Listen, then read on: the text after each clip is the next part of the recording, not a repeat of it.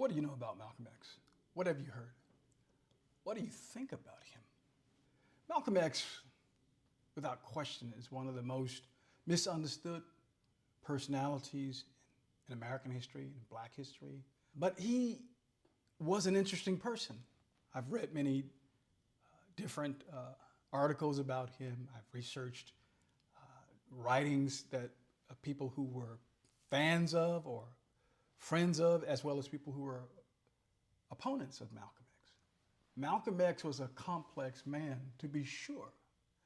Malcolm X was a man who had passion about the issue of race, particularly as it relates to how Black people were being treated, first in the United States and then globally. Malcolm X was a Black nationalist, but let me define that term as I understand it as it applies to Malcolm X. He believed that Black people should love themselves.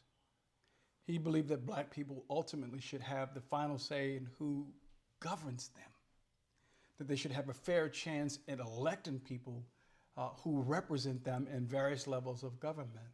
He believed that Black people should know their history, all of their history, not just the most recent 400 years when we were in this compromised condition of slaves and the descendants of former slaves.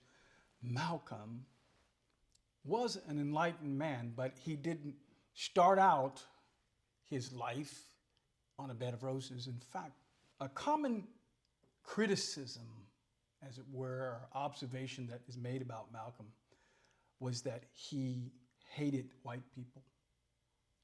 Well, I can see how if you're skimming the surface and you've not read his literature and you've not actually read his biography and you've not actually read or observed some of the conversations that he's had with media people, where he gave many interviews, I can understand if you haven't looked at all of this material, you might come to that conclusion because you're getting sound bites. I know when I was growing up, all I had about Malcolm X, all I knew about him was sound bites. By any means necessary. That's a famous quote. Another famous quote is, "We didn't land on Plymouth Rock. Plymouth Rock landed on us." So those quotes and those sound bites make him seem like he's a very angry man. Well, did he have a reason to be angry? I say yes. Well, and let me tell you about him. I think if I can take a moment to introduce Malcolm to you a little bit more. His grandmother was born in the Caribbean nation of Grenada. His grandmother was assaulted by a white man, and from that assault, his mother was born. So his mother was biracial. His father, who was from Georgia, had at least 4 brothers who were killed by the Ku Klux Klan. His father was also somehow affiliated with, if you know anything about Marcus Garvey and the United Negro Improvement Association, his father was one of those early proponents of this movement.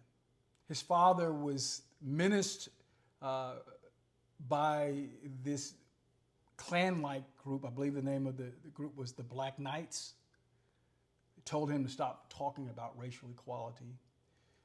Malcolm X was born in Omaha, Nebraska. You thought it was Alabama, or maybe you thought it was Harlem. No, he was born in Omaha, Nebraska in 1925. And one of the reasons why we're having this conversation today is because throughout the month of February and all the way to May 19th, we will be looking at Malcolm's quotes, because this year, if he was living, would be his 100th birthday. But he was born in Omaha, Nebraska. When the Klan started kicking up, his family moved to Michigan on a small farm. They continued to menace his father and threaten him. His father died in a mysterious streetcar accident. Some close to the facts, who knew the facts, said that the Klan, or the Black Knight, beat him up, laid him on the tracks, and he got ran over by a train. So here we go. Malcolm X, what does he know about white people? A white man assaults his grandmother, and his mother's biracial as a result of that. 4 of his uncles, of his paternal uncles, were killed by the Klan. And then, lo, his father is killed by a Klan-like organization. If Malcolm was angry, he might have had a reason to be angry with white people. But the story doesn't end there for Malcolm. Malcolm was one of 7 or 8 children. I believe it's 7. So when his father was killed, his mother was left to do whatever she could to support the family. But the weight of losing her husband and trying to raise 7 children was too much. His mother had a nervous breakdown and she was institutionalized. Once she was institutionalized, all of their siblings were scattered to different foster homes around Michigan. His mother never came back from the mental institution. The last time he saw her, when he was, I guess, 27 years old, she didn't even recognize who he was. But when Malcolm was in middle school or junior high, he was a bright, inquisitive student. He was popular. He attended a majority white school in the foster care home that he lived in. He was so excited and so enthusiastic about learning, he told his English teacher that when he grows up, he wants to be a lawyer.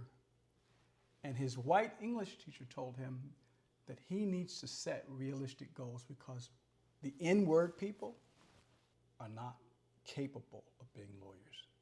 And that last little knife seemingly crushed his spirit and turned him in a direction where he began to act out and to commit petty crimes, and he found himself in and out of juvenile detention. And that went on for quite some time until he was sent to live with his sister in Boston, in the black part of Boston, in the Roxbury part of Boston. When he got over there, he hooked up with some roughnecks and he started committing burglaries. He was part of a burglary ring and he got caught. And guess what? He was sentenced to 10 years in prison. And while he was in prison, he was introduced to the Nation of Islam, the teachings of the Nation of Islam, which emphasize self-respect, pride, independence, self-determination, moral and spiritual purity. And he was hungry for something. It reached him at the right time in his life in terms of him being open to this. So he committed himself to being a devout Muslim as he understood it, as it was presented to him. Now, if you know about the Nation of Islam and you know about Orthodox Muslim teachings, it's not exactly the same. I'll just say that. Because the Nation of Islam's teachings is a reaction, this is just Jerry Gurley's opinion, can be construed and has to be interpreted in the context of what was happening to black people and the reaction that black people were having to their white Christian brothers who said on Sundays that they loved the Lord, but on Sunday night they came and burnt crosses in their front yard, came and snatched Uncle Joe and Uncle Bob out of the house and lynched them while all claiming to have the love of God in their heart.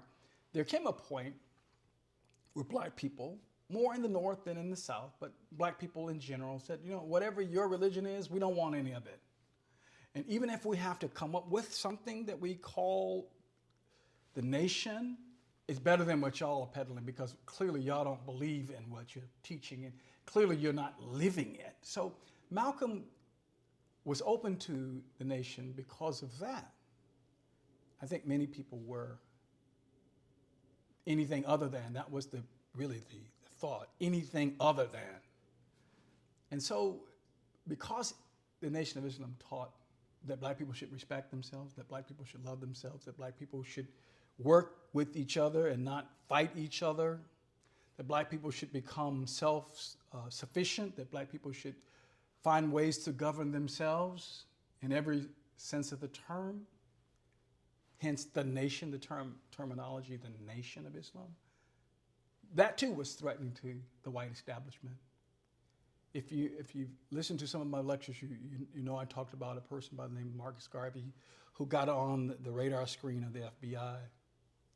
Well, Malcolm got on that radar screen as well. They were spying on him. They were looking at ways to undermine him, to delegitimize him in the eyes of black people because they didn't want black people taking the attitude that Malcolm was taking, which was, we don't need white people. We need ourselves. We need God and we need ourselves. That was threatening to white people, to the white establishment then, and guess what? it's still threatening. But Malcolm was on a journey, so he became a devout member of the Nation of Islam. But not only that, he became one of the #1 recruiters or evangelists for the Nation of Islam. In fact, his profile skyrocketed. He recruited many people to the movement. Some say, and objectively I think that it's true, that he was more influential at some point in the Nation of Islam than the Honorable Elijah Muhammad. And the historians and Malcolm himself later in his biography talks about the fact that that created friction between him and the Honorable Elijah Muhammad. And so ultimately Malcolm, because he's on a journey to know the truth, takes a trip to Mecca in 1964, and he looks and he sees Muslims, and he sees white Muslims, blonde hair, blue-eyed Muslims, and he has to reevaluate. But amazingly, and to his credit, he was willing to reevaluate his positions, his thoughts about white people, because one of the major teachings that the Nation of Islam had back then, I don't know too much in terms of what they teach today, was that white people were literally the devil, that they were devils, that there was no such thing as a good white person. I remember listening to a lecture where Malcolm says that a young white girl came up to him. She was impressed with his lecture and she was enamored by his presentation because Malcolm was a powerful speaker. He was an intelligent brother. He was a bright mind. He was an enlightened soul. But so whenever he spoke, he commanded he took control of the space that he was in all the time. Whether he was on a white news program where they were trying to jam him up, they just couldn't do it. Or if he was giving a lecture somewhere in Harlem, he always controlled the space. And so this young white girl comes up to him and he says, I'm so happy to have met you, to be in this lecture. What can I do to support you? And Malcolm said to her, you can't do nothing. And the reason why he said that was because she was white. Now, I'm telling you the story is because Malcolm later comes back and says, I regret that. Because consistent with the teachings of the Nation of Islam at that time, you can't work with the white devils. You have to defeat them. You have to separate yourself from them. Your association with them will contaminate you. So when Malcolm was speaking to this young white girl, he was speaking the language of the nation. You can classify and lump an entire group of people as devils or good or evil. He later amended his thought process that you need allies and you need friends from wherever you can get them. The thing that I admire most about Malcolm X, and I commend to you that you should admire, is number one, he was willing to die for it, for something bigger than himself. He was told by people within the black community, if he didn't tone down his rhetoric, which was demanding without equivocation, without apology, demanding that black people have every right that white people have immediately, not gradually, not incrementally, he was told that he would get killed. He knew that he was a marked man, but at some point he realized and he said, I'm already dead. So I might as well talk the talk and walk the walk until I'm actually laying in the dirt. He said that. He was willing to die for something bigger than himself. You can scarcely criticize a man who was willing to shed his blood, not for hatred, even though that has been how he's been characterized in the white media. He said some things about white people that I would never say, that I don't believe, that I can't endorse, that I can't support, but he said them at a certain point. If you look at the comments that he made toward the end of his life, the one thing that I can get my mind around, and one thing I can celebrate and appreciate is that he was willing to evolve. He was willing to say, I was wrong. That's not the true way of God. That's not the true path for religion. Did Malcolm X hate white people at one point? Yes. And I gave you some background in terms of why he might have, Why, the average Joe or Jane might hate anyone, whether they're black, blue, yellow, or gray. If all of these experiences were negative, you may very well, it's human, right? You may very well hate someone or something. But Malcolm learned, and he came to understand that hating people is it's a dead-end street. You can hate the system of oppression. You can hate hypocrisy. You can hate false religion. You can hate all of the things that are put up there that are not true, but it's a drain on you to hate people. Hate hurts the hater more than it does the hated. Malcolm came to realize that, and he acknowledged that. And he still continued to talk, and he gave his life. And because he did, and because now this is his 100th, this is the year of his 100th birthday, we need to take a closer look at this man.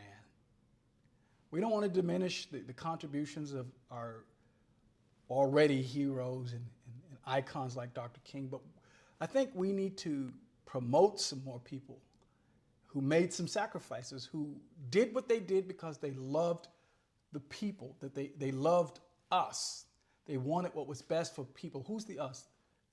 People of the African diaspora, black people living in America, black people living in Jamaica, Trinidad, all of those island nations, living in England, living in France. He was a Pan-Africanist. He wanted all black people everywhere, and including on the continent of Africa, to come up. And so as we go into Black History Month, let's agree that we need to look at other people and celebrate other people. And this brother needs to be looked at and celebrated for the evolution that he made. Not where he started out, but where he ended up. And those are my thoughts. We'll talk more about Malcolm in just a short while.